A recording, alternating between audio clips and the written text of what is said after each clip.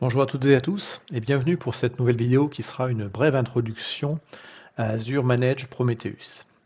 Alors, Azure Managed Prometheus, comme son nom l'indique, est un service qui est déjà un service managé, c'est-à-dire qui va être maintenu en conditions opérationnelles par Microsoft, et donc vous serez plus un consommateur qu'un mainteneur de ce service. Alors, c'est bien entendu basé, comme son nom l'indique, sur Prometheus. Donc pour ceux qui ne connaissent pas Prometheus, eh bien, Prometheus est une solution dédiée au cloud natif qui est spécialisée dans la partie gestion des métriques et des alertes dans des environnements tels que, principalement, même si ce n'est pas uniquement le cas, mais qu'on retrouve quasiment toujours dans le monde des clusters Kubernetes.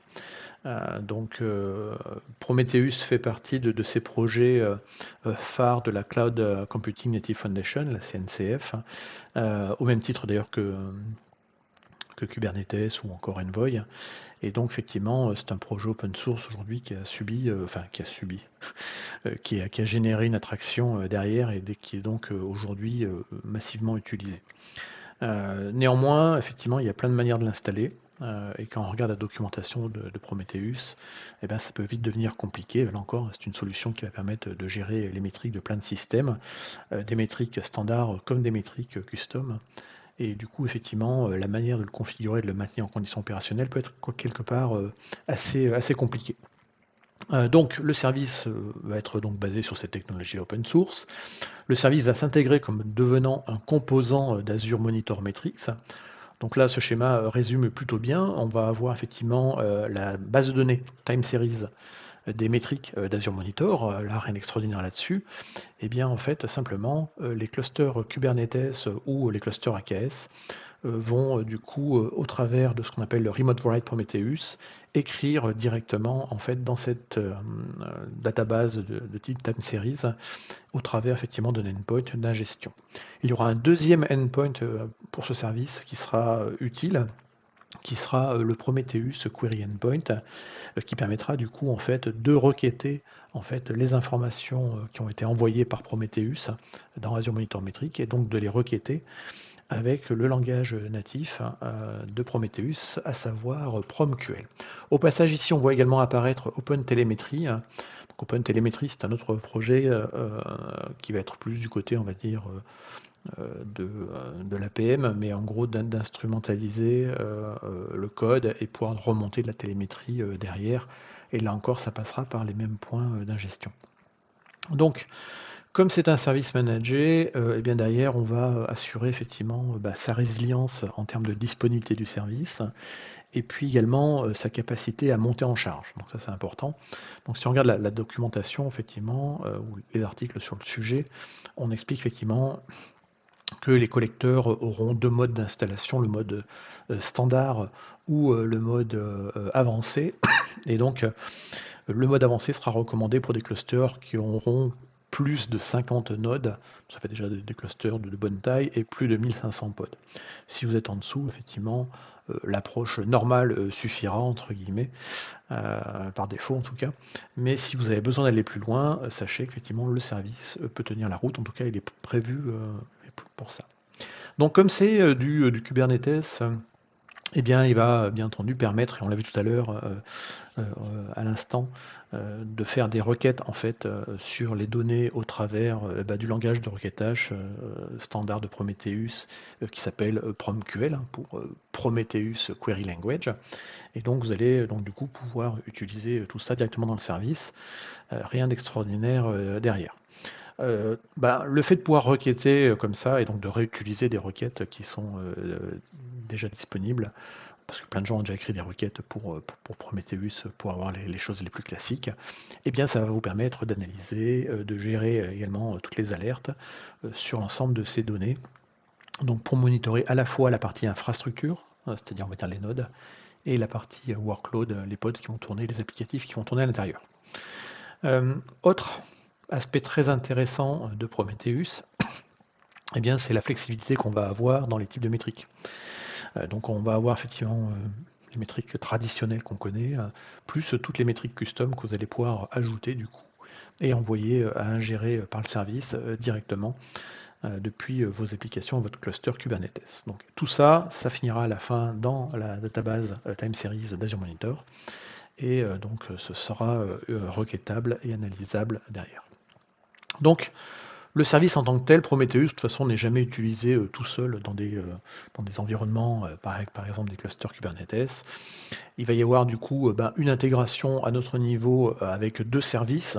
Le premier, c'est Azure Managed Grafana. Donc Grafana, en fait, c'est une solution qui permet de créer des dashboards et donc de visualiser des données de manière plus agréable, on va dire. Donc c'est une plateforme de visualisation de données, et donc dans le cadre d'Azure, effectivement, on a un service managé qui maintient en condition opérationnelle, là encore, une plateforme Grafana. Et donc effectivement, on est basé sur la solution de Grafana Labs, rien d'extraordinaire derrière.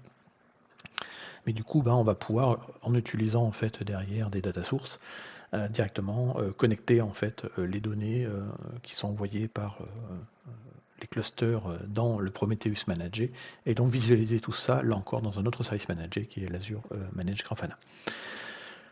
Quand on fait du monde du container, quand on fait de l'AKS dans Azure, il y a également un service qu'on connaît qui est Azure Monitor Container Insight, qui est ni plus ni moins en fait qu'une manière entre guillemets de cruncher l'ensemble des données envoyées par des solutions de type AKS, alors qu'on soit au niveau du système d'exploitation, du cluster ou encore des containers. Tout ça est envoyé effectivement soit sous la forme de log, soit sous la forme de métrique.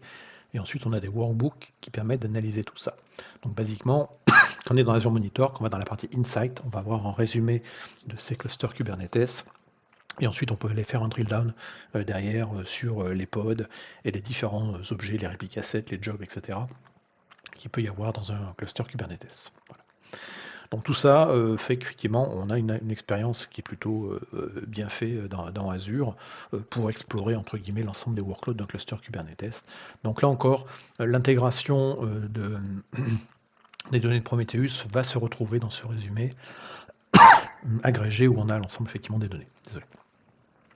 Pour les data sources, alors qui va pouvoir envoyer des informations à ingérer dans Azure Managed Prometheus, eh bien on va pouvoir connecter tout ça, soit directement bien entendu à des clusters managés Kubernetes, donc ceux d'Azure, les AKS, mais globalement vous allez pouvoir également utiliser ce service Azure Managed Grafana pour tout cluster que vous opérez vous-même entre guillemets, et sur lequel vous avez paramétré Prometheus entre guillemets avec la capacité de faire du remote write, c'est-à-dire, comme son nom l'indique, d'aller écrire en fait des informations d'envoyer des informations dans un remote endpoint. Et le remote endpoint, vous l'aurez compris, effectivement, c'est le c'est le service, le endpoint d'ingestion qui est au-dessus de la base de données time series d'Azure Monitor. Et donc, ce sera le service Prometheus, effectivement, qu'on va récupérer, qui va permettre de récupérer ces informations-là. Voilà.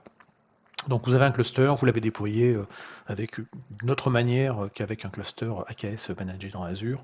Peut-être ce sont des VM qui ont été installés par vous-même ou par un outil type Rancher ou autre.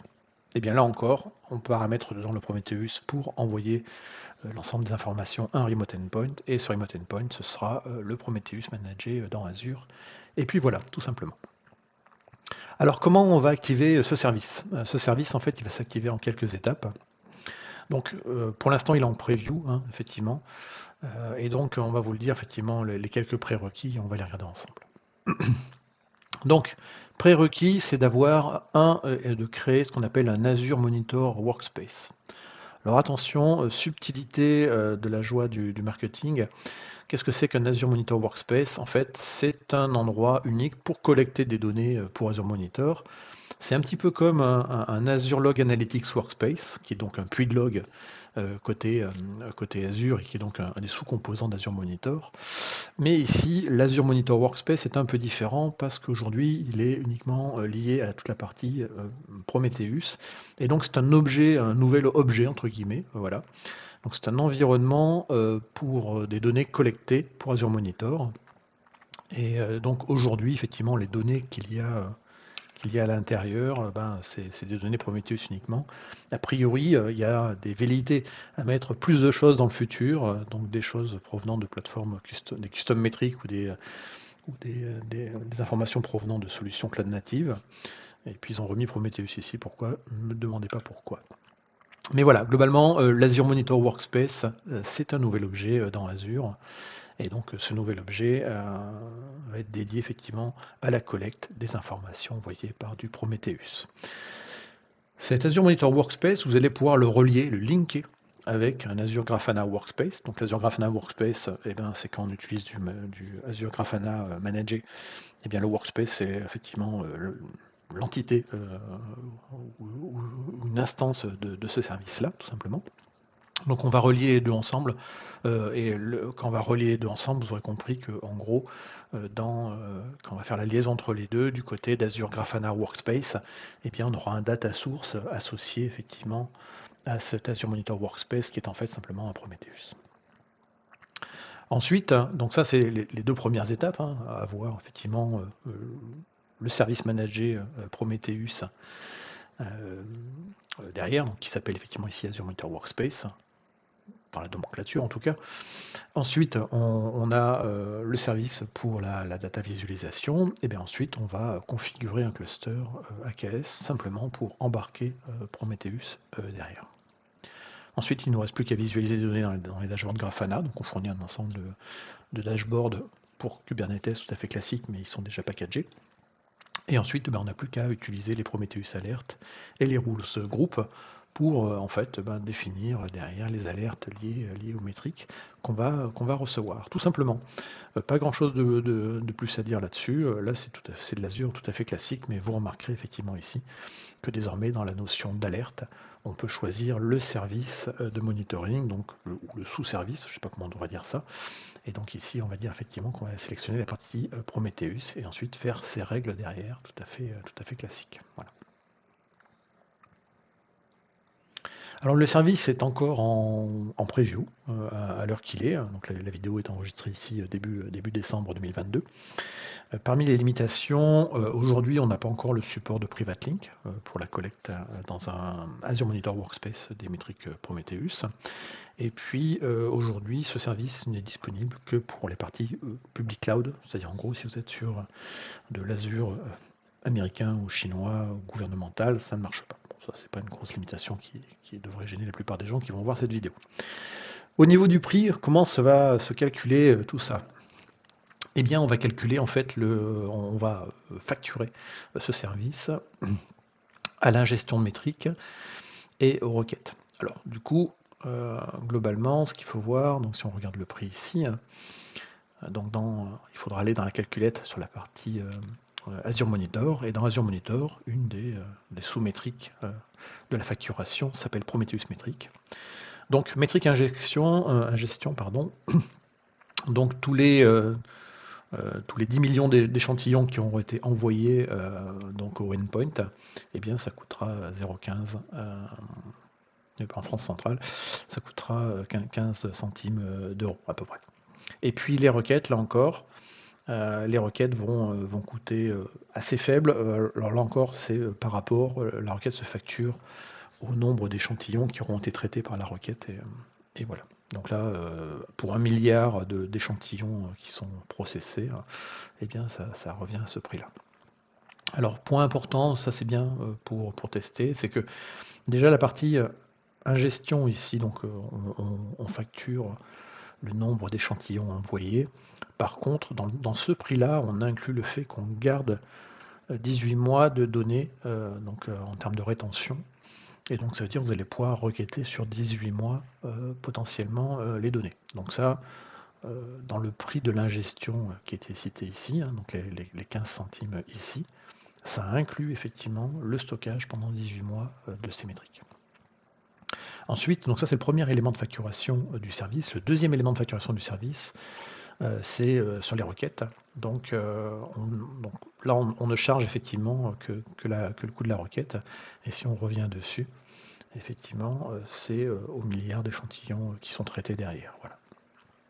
Donc là encore, ça veut dire qu'effectivement, quand on va gérer après, quand on va gérer ce type de service, on doit se poser la question, mais ça c'est du basique en termes de finance, de se dire est-ce que j'ai besoin par exemple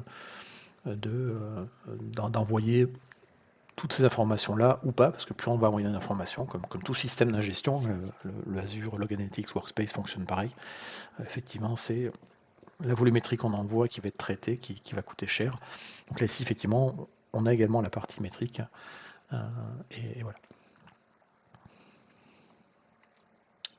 Eh bien, je crois que ça résume finalement de manière assez simple ce service. Donc, c'est un Prometheus managé, il s'intègre bien avec les services Grafana et Azure Monitor. Il est facturé à l'ingestion et à la requête, et il fonctionne pour les clusters Kubernetes de type AKS et autres à partir du moment où vous allez utiliser le Remote Flight. Pour l'installation, aujourd'hui, on est encore donc effectivement sur de la preview, donc ne le mettez pas directement dans la production, commencez à essayer de jouer avec. Mais l'idée derrière, effectivement, c'est de vous simplifier la vie sur la gestion de cette solution de monitoring cloud native, et puis qui devrait évoluer normalement avec la solution, parce que Prometheus lui-même évolue en permanence. Je vous mets également le lien dans cette vidéo sur le Manage Grafana, si vous ne connaissez pas. Et puis, je vous mets également le lien vers la playlist, la partie Cloud Native. Je vous remercie et à bientôt.